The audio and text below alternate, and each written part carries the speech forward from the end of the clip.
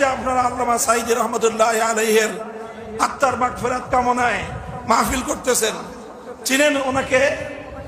চিনেন আপনারা? কি হিসাবে চিনেন বলেন তো? কি হিসাবে? শুধু কোরআনের পাখি। কোরআনের পাখি এটা সহজ পরিচয়, কোরআনের পাখি সহজ পরিচয়। কিন্তু উনি ইস্তেকামতের সাথে থেকেছেন জীবনের শেষ মুহূর্ত পর্যন্ত। আমাদের জানা মতে এটা হলো কঠিন পরিচয়। আমি যখন 2013 সালে কারাগারে গিয়েছি, তখনও তিনি কারাগারে। তখন ওনার সম্পর্কে বিস্তারিত ডিটেলস শুনেছি যে কি কি লোভ লালসা ওনাকে দেওয়া হয়েছিল। তুমি তোমার পথ ছেড়ে দাও, তোমার জন্য অনেক বড় সম্মান অপেক্ষা করছে, তোমাকে অনেক কিছু দেওয়া হবে, রাষ্ট্রীয় এই দেওয়া হবে, এই সম্মান দেওয়া হবে, এই মর্যাদা দেওয়া হবে, এই দেওয়া হবে। সব লোভ লালসাকে তিনি দুপায়ে দলেছেন, লোভ লালসাকে তিনি কবর রচনা করেছেন, ইস্তেকামতের সাথে ঈমানের পথে ছিলেন। এরপরে দ্বিতীয় বাধা ওনার উপরে এসেছে।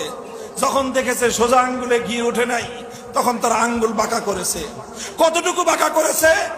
যতটুকু আঙ্গুল শেখ হাসিনারটা বাঁকা হইতে পারে ততটুকুই বাঁকা করেছে। বাঁকা করতে করতে আঙ্গুল পেঁচ খেয়ে গেছে, আঙ্গুল শেখ হাসিনারটা পেঁচ খেয়ে গেছে। কিন্তু আল্লাহর বান্দা ঈমানের উপর অটল এবং অবিচল ছিল, জীবন দিয়েছে, মৃত্যুর সময় পর্যন্ত বাতিলের সামনে মাথা নোয় না।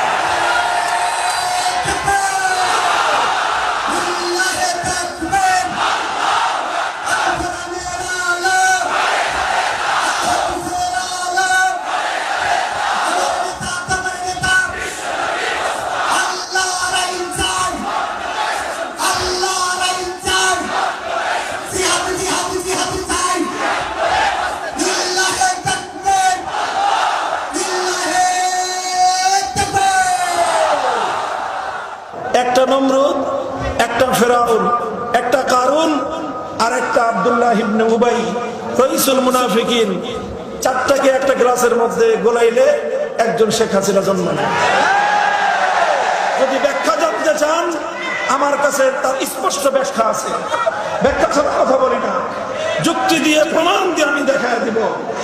ওনার প্রতি ব্যক্তিগত কোনো আক্রোশ আমার নাই, ব্যক্তিগত কোনো ক্ষোভ রাগ অনুরাগ থেকে আমি বলছি না কথা। কিন্তু উনি তাওহীদ এবং শিরকের প্রশ্নে উনি শিরকের পক্ষ নিয়েছেন, আমরা তাওহীদের পক্ষ নিয়েছিলাম। আমরা তাওহীদের কথা বলেছিলাম, উনি শিরককে বাস্তবায়ন করার চেষ্টা করেছিলেন।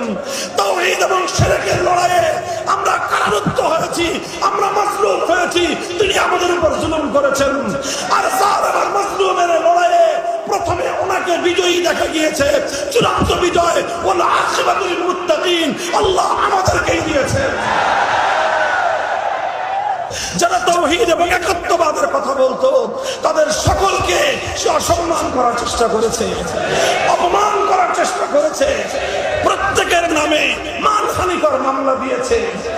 শুধু হত্যা মামলা নয়, মানহানিকর মামলা দিয়ে তার সাক্ষী বানিয়েছে, বাদী বানিয়েছে, সব কিছু তার বাড়ি থেকে তৈরি করে এনে নমরুদ, ফেরাউন, কারুন, আব্দুল্লাহ ইবনে উবাইদের এই যুগের অনুসারী হিসেবে নিজেকে সে প্রতিষ্ঠিত করেছে।